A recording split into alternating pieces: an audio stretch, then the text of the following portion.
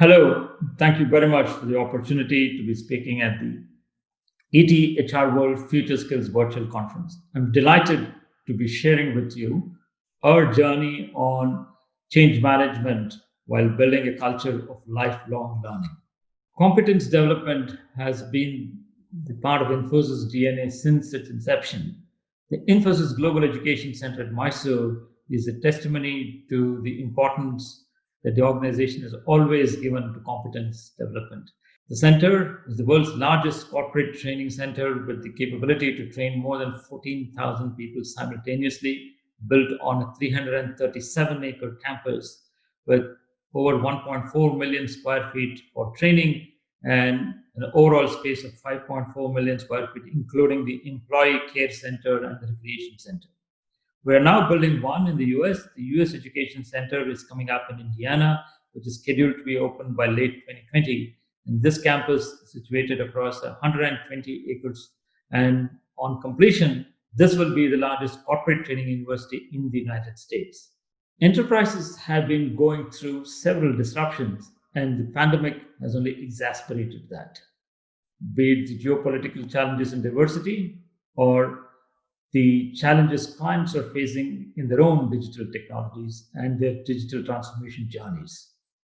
Of course, the nature of clients and customers are changing, new delivery models are emerging, and the competitive landscape is changing as well.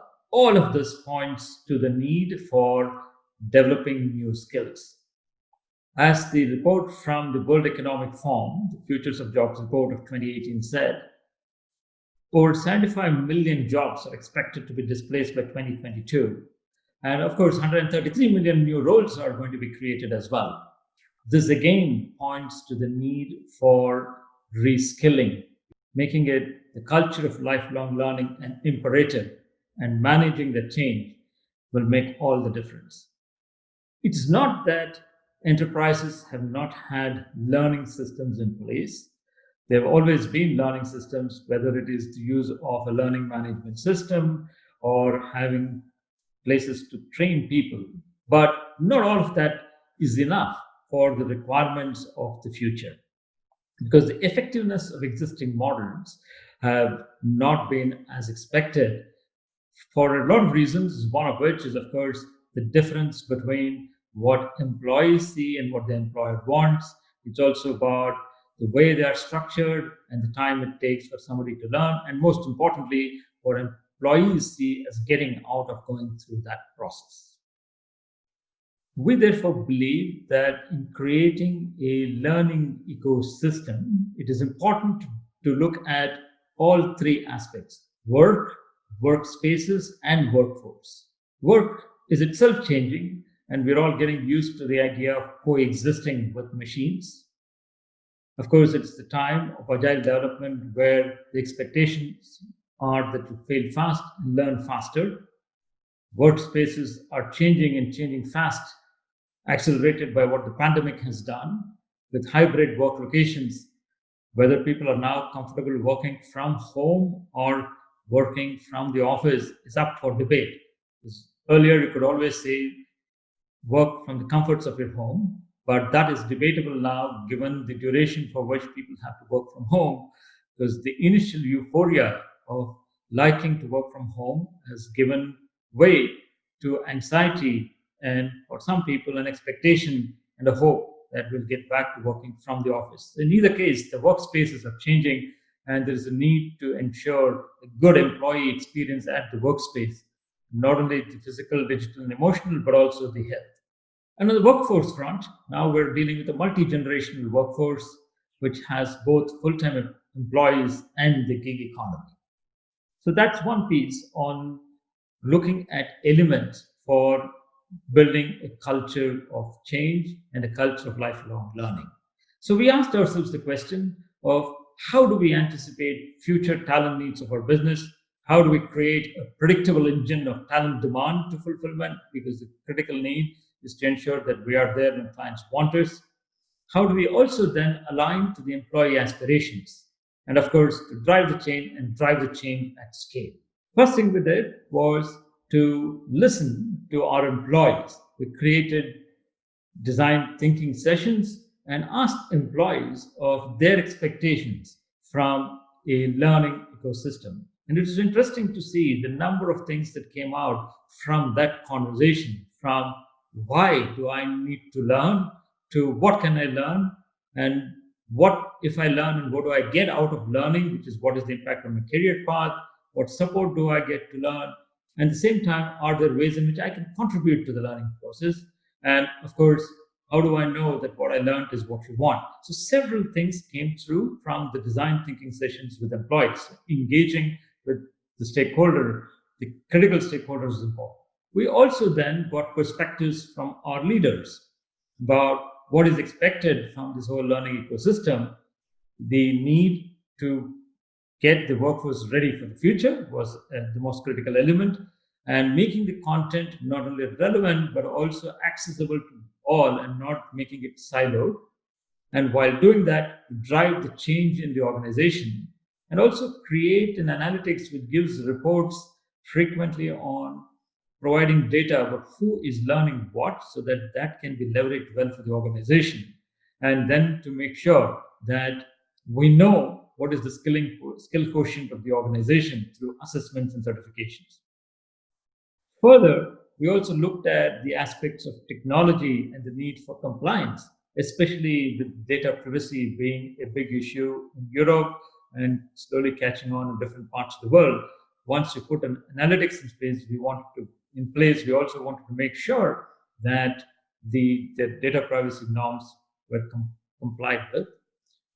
We also had to make sure that there was engagement through the social collaboration tools, that the learning was accessible in a multi-channel way, anytime, anywhere, on any device, and gave the best immersive experience for people. So those were all elements of, again, building a culture and also engaging change management, because without the stakeholder involvement, it is difficult to create a change management culture. With all of that in the background, we define a holistic model. The holistic model consists of, first, of course, making sure that there is education, which is about learning the concepts, but complementing it with experience through work on projects and engagements and getting exposure from mentors, from working with people who've been there and done that, looking at problems faced earlier, looking at case studies, all of which in combination created an environment and a platform for learning.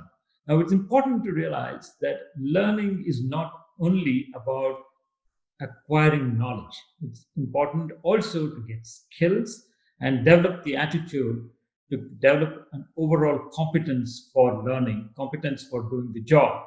And the apprentice model is the best way for one to have this combination. And which is why just having an online platform by itself does not solve the learning needs. And it's important to recognize that in creating an overall culture of lifelong learning and also doing the change management by providing all of these aspects together. So, as a framework, we said there are four key elements that are required for this to be successful. Number one, it has to be led by leadership and really led from the top down. In our case, the chairman and the CEO are the champions of learning in the organization. Reskilling is one of four pillars of our strategy. And so that's an important element of making sure that this change occurred and the culture is built. The second is to make it digitally driven. Given the audience that we are talking to, given the nature of our interaction with technology for in other spheres of life, it's important to make it all digitally driven. And that can help in providing anytime, anywhere, any device based learning. The third is to have an impact for individuals, as it came across during the design thinking sessions with employees. At the end of the day, it has to make a difference for people on their own careers and therefore compensation, because learning has to have an impact for these people to make sure that the time they spend on learning is beyond just our curiosity and interest, but also can have a professional impact. The last element of it is the measures for managers. because managers are the one who can first ensure that the learning that their teams do is leveraged, because learning itself, especially in the technology area, has a shelf life. If that learning is not leveraged, then it is very difficult for that learning to be relevant to the organization, and managers play a critical role in ensuring that that learning is better leveraged. Therefore, the performance and appraisal of managers need to make sure that the team development goals are met and their teams are constantly learning to be relevant to the work that we do for clients and to the company, and therefore are constantly becoming better and better professionals. So this is a framework that is required to make sure that a culture of learning is built and is launched in the organization. The Based on all of this, we defined three learning horizons. Horizon one is about skills that are required for here and now, which have the ability to get automated, but also are the ones that can be used for differentiation by individuals to get better and better at what is being done. The Horizon 2 skills are for the new services, which are the digital services, which is the powerhouse driving today's need for new services. Cybersecurity and analytics are all examples of that. And then, of course, also to look into the future and say there are emerging services that will come out of this for which we need people to start developing today, whether it is 3D printing, AR, VR, and many other things that we have identified. So having a structured approach in terms of the learning horizons, giving people the opportunity to not only get better at what they do today, but also gear themselves up for what is required in the future is an important element of the learning culture that has been put in place.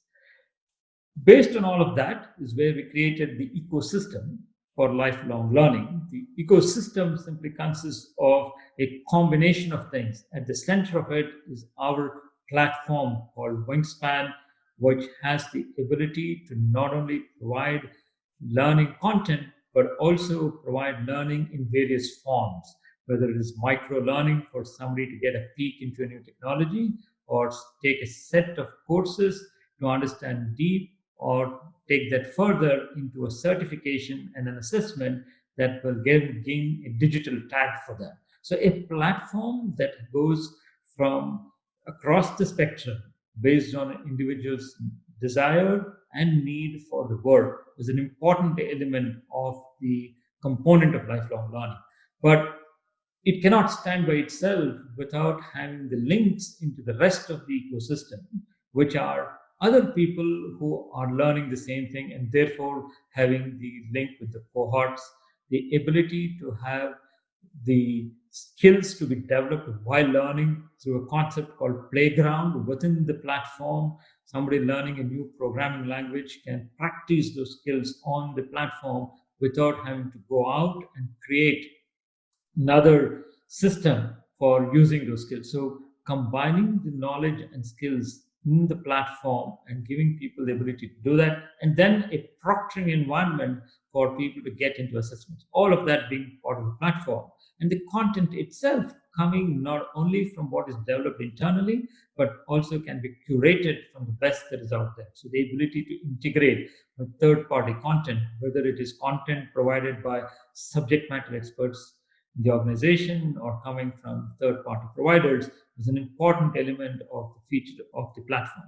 The last piece to the platform is also its ability to integrate with the HR systems to provide the linkages into who is learning what and what capabilities have been developed by whom, so that they can be best leveraged for the new kinds of engagements that best suit the skills that they have developed. So the linkages is important. An ecosystem which connects with the workplace, an ecosystem that also connects with the living labs within the organization to provide to source content that can then be part of the platform. All of those became the ecosystem for lifelong learning.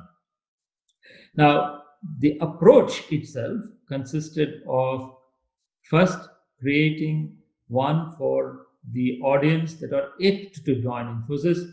So through a platform called InfoTQ, which is a version of Wingspan, helping people get ready for the industry. through the Campus Connect program. So that's one audience, people who are yet to join the industry. The second is people who join right out of their colleges, for them to get a strong base through the foundation program. So these are fresh entrants that go through a program, a long-time program, for ensuring that they are ready to work on enterprise kinds of engagements. The foundation program is the second element to it. Then the third element is about continuous education, which is for the experienced people to stay current and relevant for the work that we do for clients. And then there's the on-the-job training, which is almost like the apprentice model. So it's a combination of creating interventions for the different kinds of entities that enter the organization, and even before they join, through the Campus Connect program, to be able to get ready to join the industry.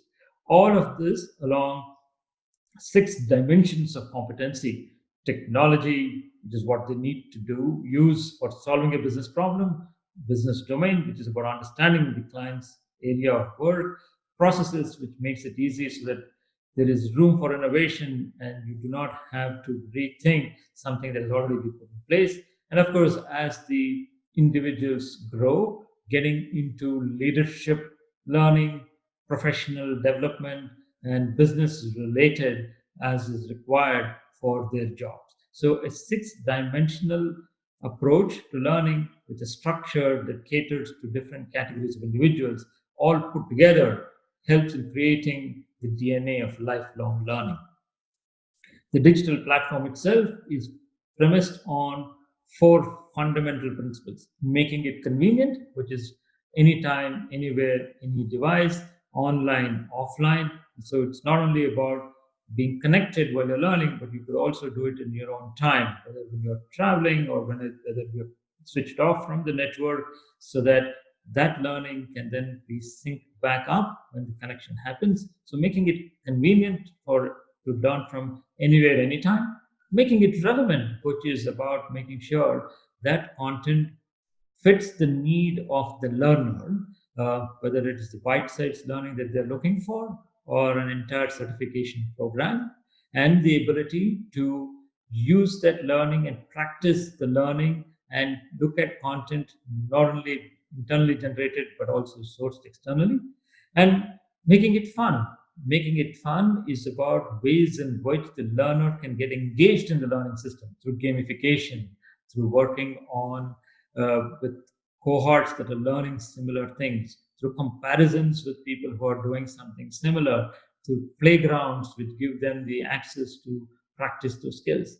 And of course, making it matter. Making it matter is about metrics. It is about collecting data. It is about showcasing data on who is learning what, giving them badges that they can look at, looking at what is the demand in the marketplace and skills that they can learn.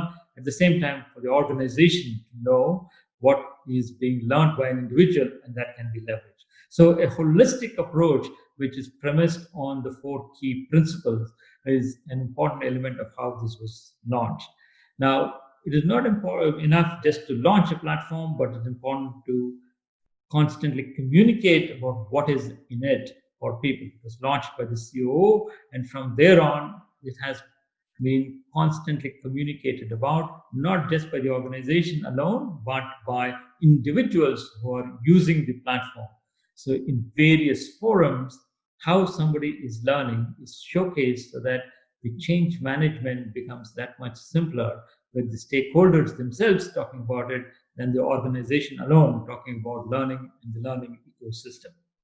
In fact, our chairman said the only friction between an employee and the learning should be their motivation. And that's really what we've created. As long as people have the motivation to learn, which is a given the kind of people that we recruit, there is no friction for learning with the ecosystem that we have built. So in summary, if I were to look at the ABC of change management, it is about first addressing all constituencies, which is what I talked about earlier, about engaging with employees, with leadership, with the technology groups, and with compliance teams. Then to build the buy-in with agility. If we just dump everything one day, that's not going to work. Therefore, change management requires to constantly build with agility in sprints and get the buy-in as we build. And of course, to communicate constantly, again, not again only by the organization, but by the users, so that that becomes much more of an acceptable way of understanding what is being done. And finally, the D is about digital experience and building a foundation that is used on digital technologies, so that there is no difference between what individuals use for day-to-day life versus what is used for learning. So there you have it, the blueprint for creating the change management for a lifelong learning organization. Thank you very much.